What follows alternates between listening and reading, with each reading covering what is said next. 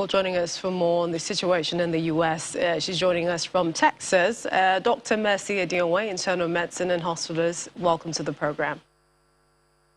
Thank you. I'm glad to be here. Thank you so much.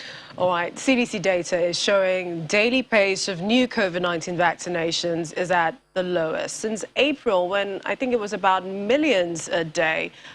What do you think is happening and why? Well, I think a couple of things are happening.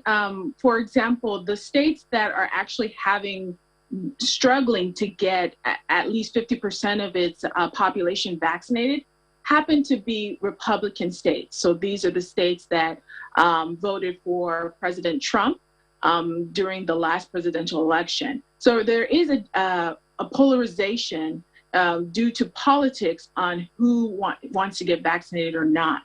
If you're a Democrat or live in a Democratic state, you tend to have a high vaccinated rates and you tend to want to vaccinate.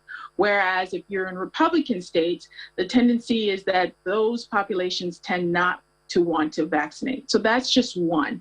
Another reason is because people still feel that vaccination, there's a lot of risk tied to it. And studies have already shown that there is very minor risk associated with you getting vaccinated. About 1 to 3% of the population who get vaccinated has any adverse effects. So majority of the people who get the vaccination tolerates it.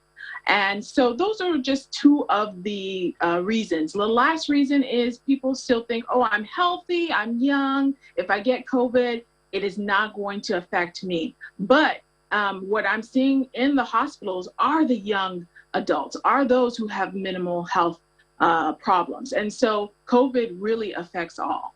So when you hear this as a public health practitioner, I mean, the politics, Democrats, Republican, what do you feel about that? Well, personally, I feel that it is really disheartening that politics was entwined in COVID. COVID is a medical condition. It is a virus. It is a virus that has ravaged the population. And when politicians get involved and they're saying, oh, why mask? There's no point of masking, or they tout this misinformation, if you will, it's only doing a disservice for their constituents. They're not able to really get the heart of the matter, which is masking has been shown by studies that it does help reduce the COVID transmissions. And the vaccinations has been shown that it helps prevent. And if you end up getting it and you're vaccinated, you get a lower form. So I almost wish that politicians would kind of step out of the health realm and medical area and allow the experts to do the talking. All right, we always appreciate your time on the program. Thank you so much. Dr. Mercy Adionwe, internal medicine hospitalist, joining us from Texas. Thanks again. Thank you.